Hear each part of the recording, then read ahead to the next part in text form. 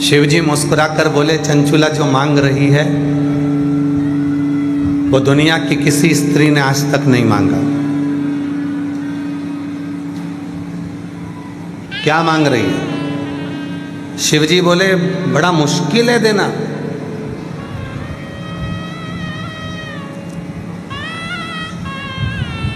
जो चंचुला मांग रही है वो संसार की कोई स्त्री ने, कोई पुरुष ने आज तक नहीं मांगा,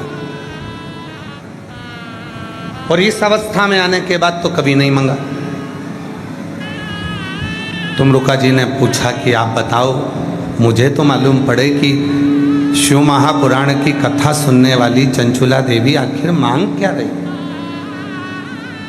शंकर जी कहने लगे, विधि के विधान को पलटना पड़ेगा, ब्रह्मा के लेख को पलटना पड़ेगा, संसार की रीत को बदलना पड़ेगा जो चंचुला मांग रही है।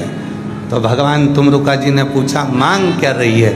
तो कहा, चंचुला मांग रही है, भले में बेधव्य हो गई, पर मैं जब प्राणों को त्यागूं तो पति लोक में रहूं और सतियों के तीर्थ में निवास करूं, बस ऐसी प्रार्थना।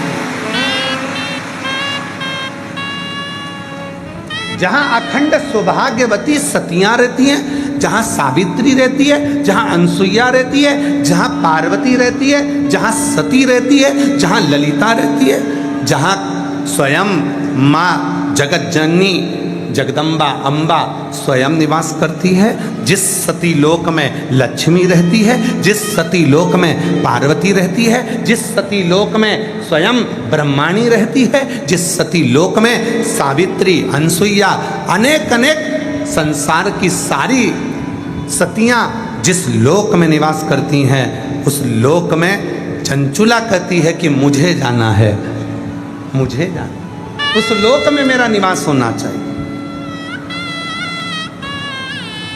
पर ये तो बेधव्य हो गई, फिर उस लोक में कैसे रहेगी? शिव जी बोले, यही तो टेंशन है, विधि के विधान को पलटना पड़ेगा, ब्रह्मा के लेख को पलटना पड़ेगा, और अगर इसने कथा पूरी सुन ली तो फिर विधान पलटना ही पड़ेगा, और मुझे आखिरी में से पति के लोक में अखंड सौभाग्यवती बनाकर भेजना ही पड़ेगा।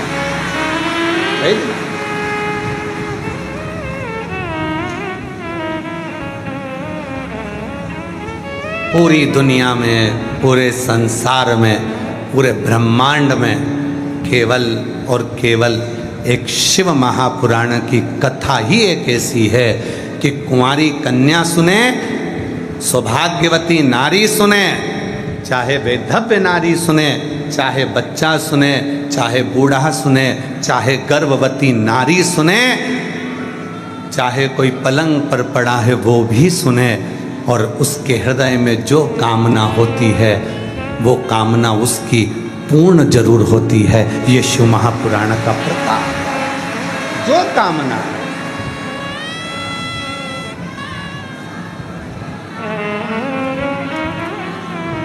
वही कामना।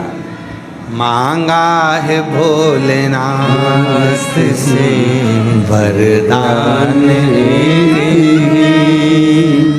आप जितने बैठते हो सब बोला करो, क्योंकि कंकर शंकर की भूमि है। आप जो बोलोगे बाबा आपको वैसा ही प्रदान करेंगे। हृदय से बोलो, मांगा है भोलेनाथ से वरदान एक ही, तेरी कृपा बनी रहे जब तक है जिंदगी, तेरी कृपा बनी रहे जब तक है जिंदगी, मांगा है भोलेनाथ से वरदान एक ही, मांगा है भोलेनाथ से वरदान एक ही। हमें और कुछ नहीं चाहिए, जो हमने विचार करा। तुमरुका जी हाथ जोड़कर भगवान ईश्वर और गोरा शिव और पार्वती से बोलते हैं, अब आप बताओ क्या चंचुला देवी को वो मिल जाएगा जो उसने मांगा है? जो भगवान शंकर ने तुमरुका जी से कहा, शिव महापुराण की कथा के प्रारंभ में महत्तम में आज इस व्यासपीठ से आप सबको कहूँ, शंकर जी ने अपना स्थान छोड़कर खड़े होकर कहा, सुनो तुमरुका जी, केवल चंचुला नहीं, संसार में जन्म लेने वाला मनुष्य अगर दिल से मेरी इस पवित्र कथा को श्रवण करेगा तो जैसे चंचुला ने जो मांगा वैसा उसको दिया, और जिसकी जो कामना होगी उसको वही प्राप्त हो जाएगा। जो मांगा उसे वो मिल गया। जो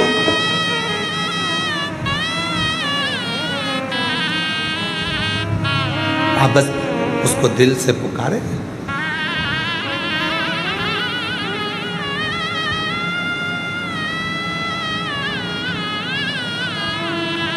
कल एक बात कही थी, एक प्रदोष ऐसा होता है जिस प्रदोष में अगर प्रदोष काल में बेलपत्री का पौधा लगाया जाता है और उस बेलपत्री के पौधे के नीचे प्रत्येक प्रदोष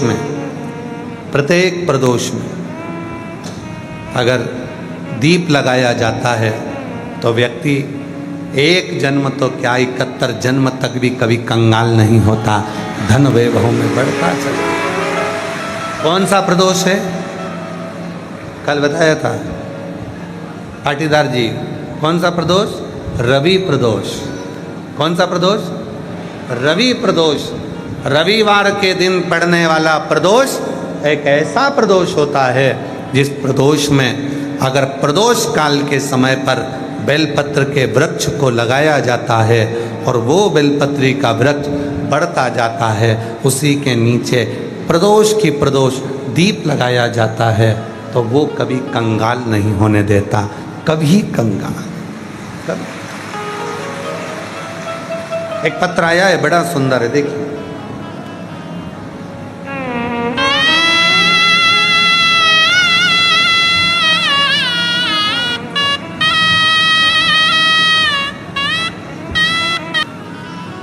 मेरी जीजियों, मेरे जीजाओं, मेरी बेटियों, बेटाओं, मेरे बुजुर्ग माँ बाप, चाहे आप ऑनलाइन कथा सुन रहे हो, घर बैठकर सुन रहे हो, टीवी पर सुन रहे हो, मोबाइल पर सुन रहे हो, चाहे जो भक्त यहाँ आए हैं वो सुन रहे हैं, विश्वास रखना, कथा सुनकर जा रहे हो, ये कथा तुम्हें बोनस में मिली है, नहीं तो आए तो केवल बाबा की पूजन करने थे।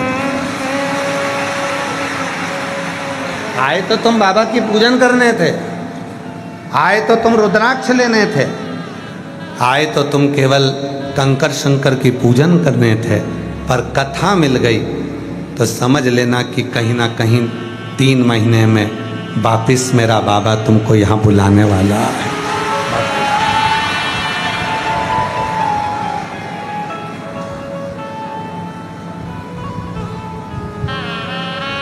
मेरा तू ही हमदर्द है जिसे हर दर्द के देता हूँ, मेरा तू ही तो हमदर्द है जिसे हर दर्द देता हूँ। दुनिया के आगे प्रभु चुपचाप में रहता हूँ। दुनिया के आगे प्रभु चुपचाप में रहता हूँ।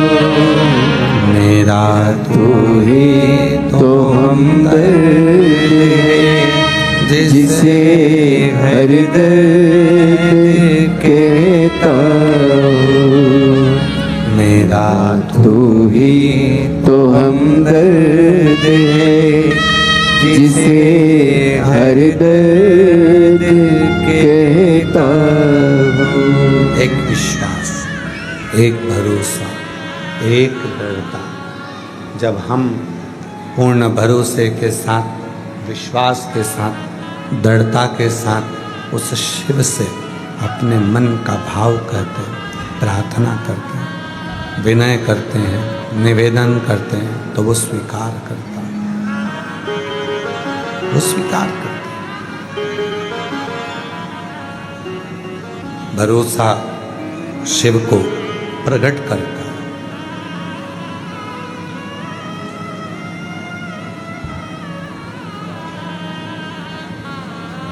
आपकी वाणी से जो शब्द निकल रहे हैं, आप भगवान से जो प्रार्थना कर रहे हैं, वो स्वीकार करेगा, ये निश्चय। अगर भरोसा है तो एक लोटा जल चढ़ाने कौन कौन जाता है? हाथ उठाओ जरा। सभी जाते हो? रखिए, प्रणाम। आपके चरणों को नमन है हमारी तरफ से।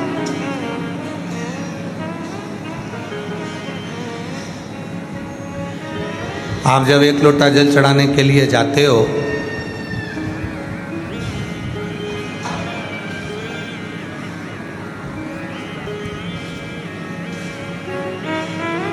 घर में से एक लोटा जल पानी भरते हो,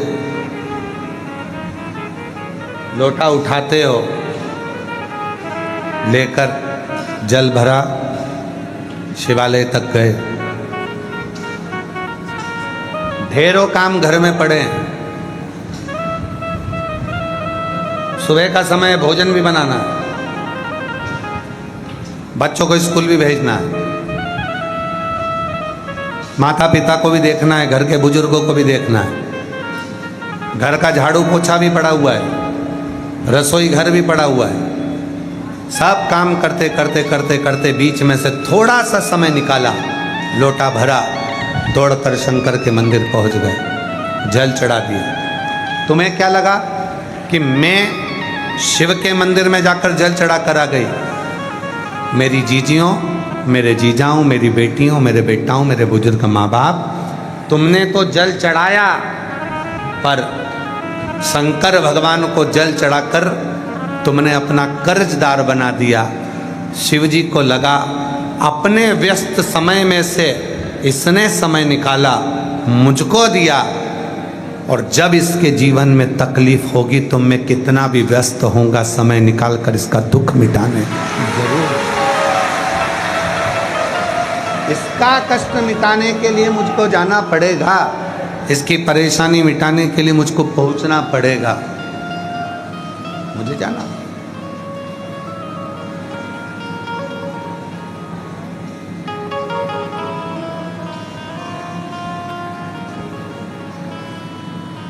एक राजा शिकार करने के लिए गया, उसके साथ में सैनिक भी था, मंत्री भी था, दोनों है। चलते चलते चलते चलते चलते चलते घने जंगल में राजा पहुंच गए। सैनिक कहीं छूट गया, मंत्री भी छूट गया, राजा अकेला जंगल में फंस गया। अकेला मन में विचार आया कि मैं तो अकेला फंस गया, अकेला रह गया। अब इस घने जंगल में कौन मेरा साथ देगा, कौन मेरा होगा? घने जंगल में फंसा हुआ। मंत्री सैनिक उसको ढूंढ रहा है, सैनिक भी उसको ढूंढ रहा है, मंत्री भी उसको ढूंढ रहा है, दोनों उसको ढूंढ रहा है।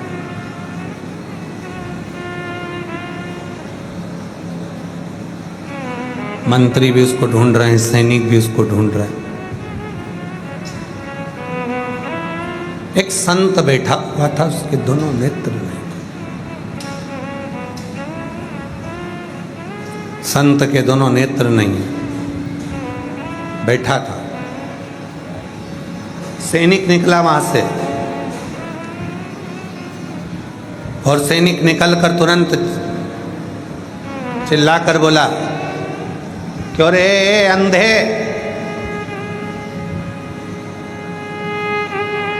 किसी को देखा है तूने या किसी के शब्द सुने यहां से जाते हुए?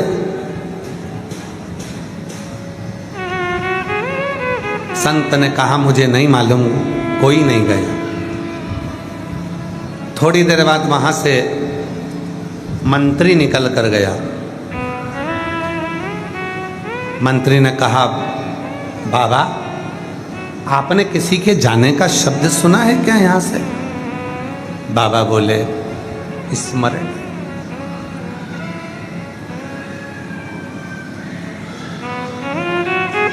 दोनों निकल गए। थोड़ी देर बाद वहां से राजा निकला, नीचे बैठा, चरणों में हाथ जोड़कर प्रार्थना करी, बाबा जी मैं नमन करता हूं आपके चरणों को।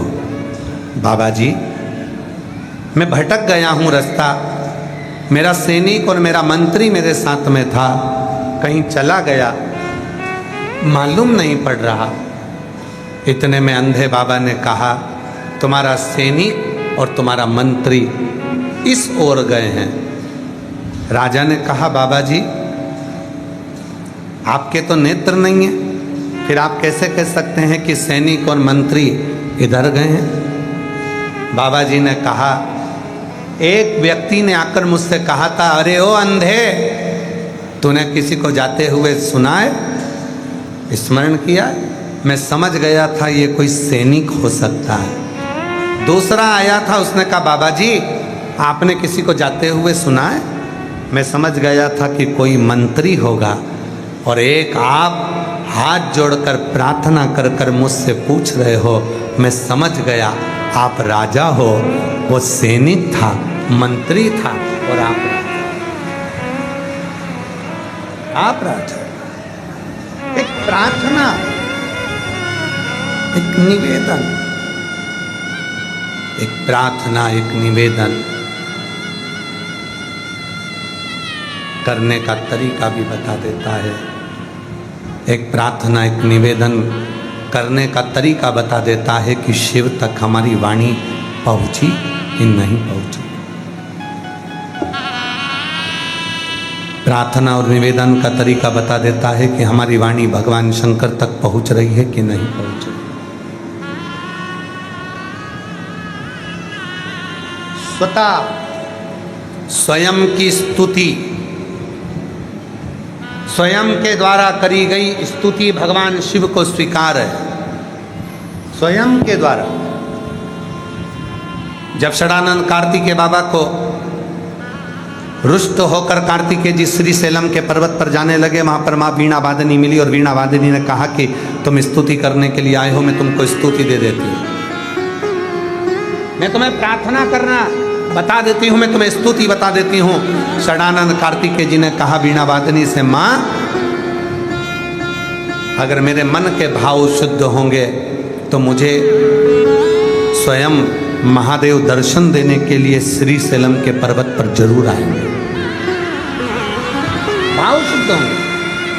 संसार के कई लोग ऐसे हैं जो दिन भर स्तुतियां गाते हैं, दिन भर प्रार्थना करते हैं, तो भी भगवान कभी उनके लिए करुणा नहीं करते हैं, दर्शन नहीं देते।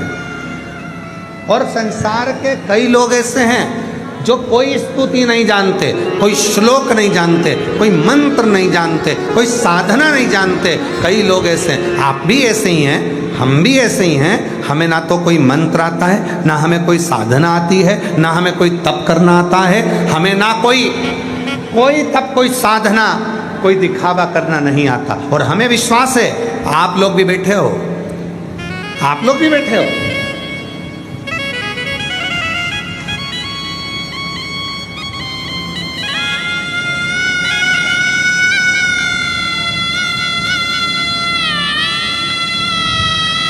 कोई दरी बिछी है यहाँ पे? जम के बोलो पीछे। बैठने के लिए कोई दरी बिछी है? आप लोगों के लिए कोई कारपेट बिछाया गया? जम के बोलो नहीं बिछाया गया। बिछाया है? नहीं। यहाँ कुछ बिछाया आप लोगों के लिए? नहीं। यहाँ बिछाया आप लोगों के लिए? नहीं।